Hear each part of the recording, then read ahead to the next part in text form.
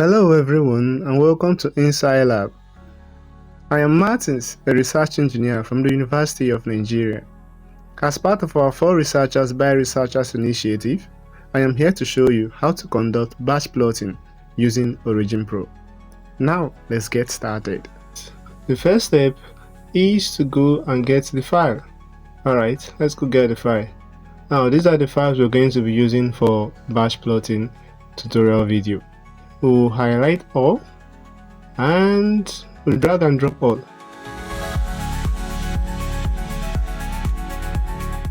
Now the essence of batch plotting is to make your plotting easier when it is repetitive. You do your editing for one graph and you batch plot for the others. You don't have to do it again. So what you're going to do here is you do basic data cleaning. You go through your data and say, okay, is it suitable for analysis? I'm going to be using experiment A to start. You can use any experiment. Highlight column B and column C since they are the y-axis. So I'm going to highlight column B and column C. I'm going to be using column B and column C to start my plotting. So I go to the plot menu here. I click on multi-pan axis. I'm going to click on 2 Y's because I have 2 y-axes and I've highlighted them, B and C. So I'm going to click on that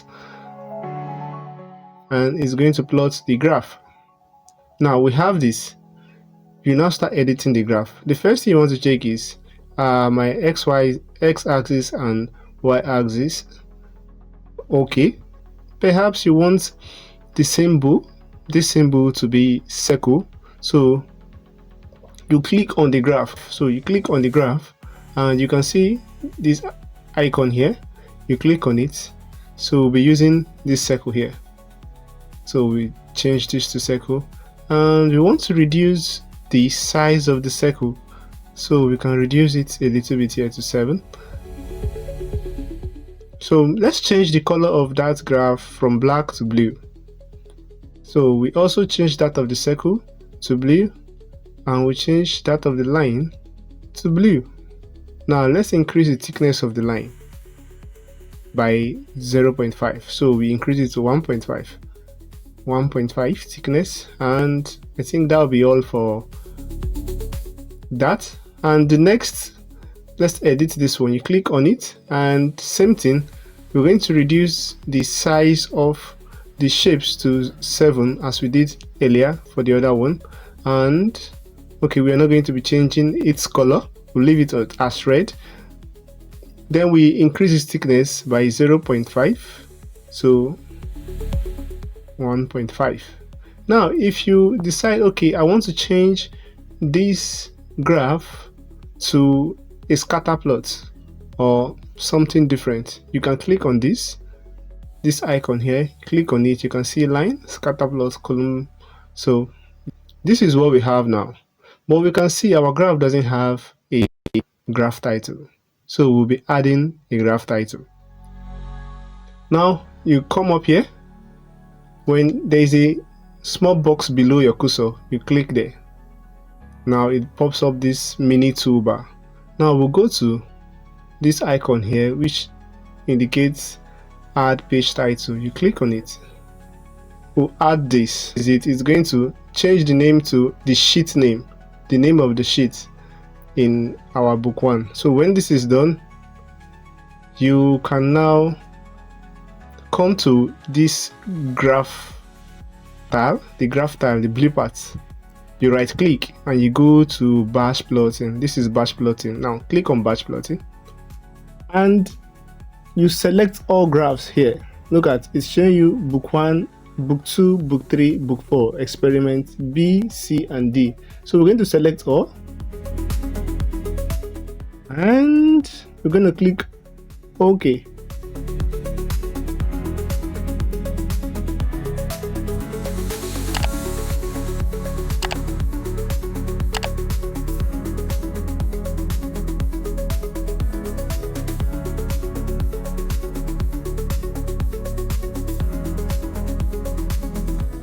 Okay, now these are all our graphs. We can just minimize this.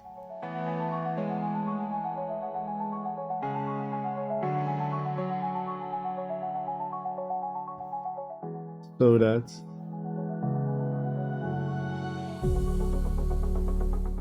okay, we can view it this way now. We've done our batch plotting.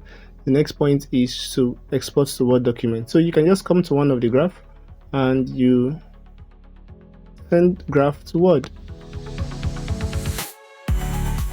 You can see it's only this graph that is here, so you have to add others in sending to Word. So click on that and you click on, remember it was only graph 4 which is being indicated here, so we have to add graph 1, graph 2, graph 3.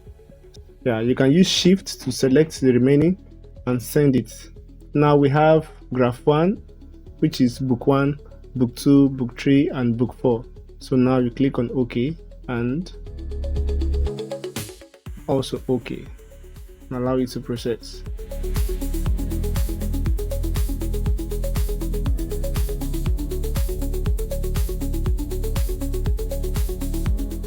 We can see that it has processed it, and